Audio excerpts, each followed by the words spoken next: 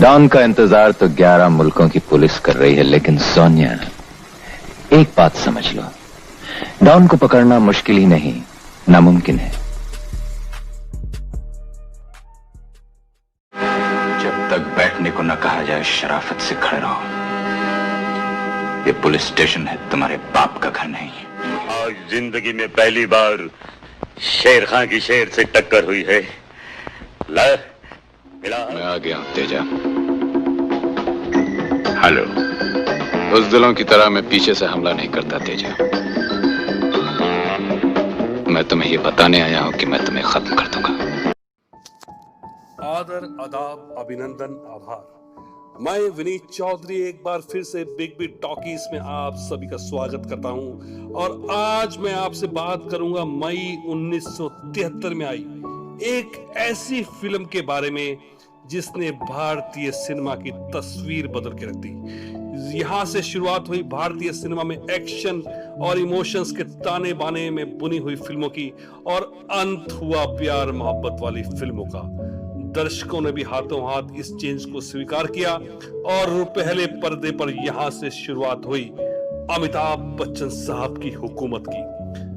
Film बहुत सी बातों के लिए एक माइलस्टोन फिल्म साबित हुई और वो फिल्म थी जंजीर। जंजीर सलीम खान साहब की वो कहानी थी जिसे प्रकाश मेहरा साहब ने धर्मेंद्र से फिल्म समाधि और कहानी किस्मत के बदले में लिया था। प्रकाश मेहरा को इस फिल्म की मेन स्टार कास्ट सेट करने में खासी मशक्कत करनी पड़ी थी। तमाम कलाकार अलग अलग रीजंस के चलते इस प्रोजेक्ट से किनारा कर रहे थे। राजकुमार को डायरेक्टर के बालों के तेल की खुशबू पसंद नहीं आ रही थी, तो वो ये भी कहते थे कि फिल्म को मद्रास में शूट करो, क्योंकि उन दिनों वह मद्रास के कुछ प्रोड्यूसर को बल्क डेट्स दे चुके थे। पर प्रकाश मेहरा साहब का मानना था कि फिल्म की कहानी का ताना बाना बॉम्बे के आसपास है, तो मद्रास जाने का कोई औचित्य ही नहीं बनता। देवानंद फिल्म में 3 या 4 रोमांटिक गाने और रोमांटिक एंगल चाहते थे, परंतु डायरेक्टर कहानी को तवज्जो दे रहे थे और वो देवानंद से किनारा कर गए, जबकि सलीम खान साहब भी देवानंद के नाम से कन्विंस्ड नजर नहीं आ रहे थे। दिलीप कुमार साहब को ताउम्र एक फिल्म ना करने का मलाल रहा और वह फिल्म जंजीर ही थी, क्योंकि उन्हें कहानी बेहद पसंद आई थी और वह हीरो पर कोई गाना ना हो इस बात से इत्तेफाक नहीं रख पा रहे थे। परंतु जंजीर फिल्म ना कर पाने का अफसोस उन्हें ताउम्र रहा। फिल्म में प्राण साहब एक बेहद अहम भूमिका निभा रहे थे और उन्होंने प्रकाश मेहरा से कहा कि वह महमूद की फिल्म बॉम्बे टू गोवा जाकर देखें और देखें ये लड़का कितना जबरदस्त एक्टर है।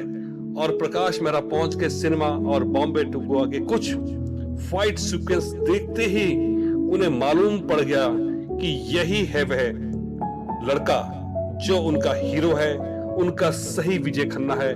और इस तरह फिल्म में एंट्री हुई आने वाले समय के सुपरस्टार अमिताभ बच्चन की। परंतु मुसीबत अभी थमी नहीं थी, क्योंकि मुमताज जो कि फिल्म की ओरिजिनल हीरोइन थी, अब अपनी शादी के चलते फिल्म से अलग हो गई और फिल्म की हीरोइन मिलने की अब एक नई जंग शुरू हो गई और अंत में जया भादुड़ी जी को फिल्म में लिया गया। जैसे तैसे फिल्म शुरू हुई और अब बारी थी प्राण साहब की जिद की। वो फिल्म में गाने और नाचने को लेकर तैयार नहीं थे और जिद कर रहे थे कि प्रकाश मेहरा फिल्म से वो गाना हटा दें जिसमें उनको नाचना था। परंतु प्रकाश मेहरा ने अपनी झोली प्राण साहब के आगे फैला दी और उन्होंने कहा कि वो इस गाने के बिना फिल्म सोच भी नहीं सकते और प्राण को उन्होंने फिल्म के लिए कन्विंस कर लिया। अब दुविधा आ गई फाइनेंसर्स, डिस्ट्रीब्यूटर्स को लेकर, जो कि बच्चन साहब की पिछली कुछ फ्लॉप हुई फिल्मों के चलते फिल्म से कतरा रहे थे। तो मनोज कुमार के कहने पर प्रकाश मेहरा इस फिल्म से फिल्म प्रोडक्शन में उतर गए और उसके बाद प्रकाश मेहरा प्रोडक्शंस और अमिताभ बच्चन साहब का साथ लगभग 16 साल तक रहा और उन्होंने इसके बाद एक से बढ़कर एक सुपरहिट फिल्में सिनेमा जगत को दी। फिल्म में अमिताभ बच्चन, जया भादुड़ी, प्राण के साथ साथ ओम प्रकाश, बिंदु एवं अजीत का भी महत्वपूर्ण किरदार रहा। पहली बार विलन गुस्से से नहीं बल्कि बेहद सोफिस्टिकेटेड तरीके से पेश आता था, जिसके लिए उन्होंने रियल लाइफ डॉन्स के साथ रहकर उनके तौर तरीकों को सीखा। सलीम जावेद की कहानी के बारे में कहा जाता है कि वह अपने किस्म की अनूठी स्क्रिप्ट होती थी जो कि पूरी तरह से कंप्लीट और मुकम्मल होती थी। उन्होंने फिल्म की डील के समय प्रकाश मेहरा साहब से तय किया था कि उनका नाम फिल्म के पोस्टर्स पर रहेगा, परंतु पोस्टर बनाते समय प्रकाश मेहरा से चूक हो गई और उनका नाम पोस्टर पर ना आ सका, जिस पर उन्होंने अपने एक निजी पेंटर को बुलवाकर सारे चिपके हुए पोस्टर पर अपना नाम लिखवा डाला और यहां से शुरुआत हुई फिल्मों में स्टोरी राइटर्स के नाम को तवज्जो देने की और पोस्टर्स पर लाने की। शांत स्वभावी रफी साहब को पहली बार दीवाने हैं दीवानों को ना घर चाहिए गीत की रिकॉर्डिंग के समय बहुत अधिक गुस्से में देखा गया। हुआ यूं कि रफी साहब के गाने को संगीतकार जोड़ी कल्याण जी आनंद जी बार बार रीटेक के लिए बोल रही थी, जिसपे 2-3 बार तक तो रफी साहब शांत रहे, परंतु उसके बाद रफी साहब झुंझला गए और गुस्सा करके स्टूडियो से निकल पड़े, जिस पर स्टूडियो में सन्नाटा छा गया और कल्याण जी आनंद जी ने गीतकार और कलाकार गुलशन बावरा को रफी साहब के पीछे दौड़ाया और वे पीछे पीछे रफी साहब की गाड़ी तक पहुंच गए।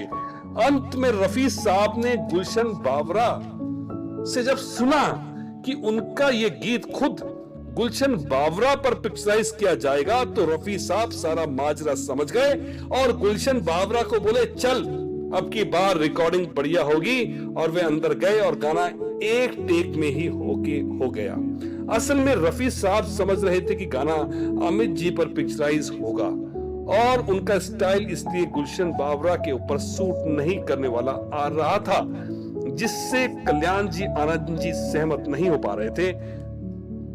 फिल्म में अमिताभ बच्चन साहब को बॉलीवुड में एंग्री यंग मैन स्टार के तौर पर एस्टैब्लिश किया और इसके बाद उनकी कई फिल्में ऐसी आई जिनमें उनके ऊपर कोई गाना भी नहीं था और वह एक गुस्सेल नौजवान के तौर पर नजर आए।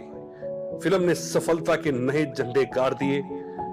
फिल्म की कमाई को यदि आज के हिसाब से कैलकुलेट किया जाए तो फिल्म ने लगभग 600 करोड़ के आसपास का बिजनेस किया था और जंजीर भारतीय सिनेमा इतिहास की एक माइलस्टोन फिल्म है।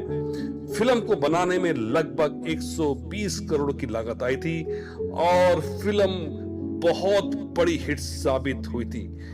यदि आपको मेरा यह एपिसोड पसंद आया हो तो कृपया करके आप बिग बी टॉकीज को सब्सक्राइब कर दीजिए, लाइक कर दीजिए और अपने दोस्तों में शेयर कर दीजिए।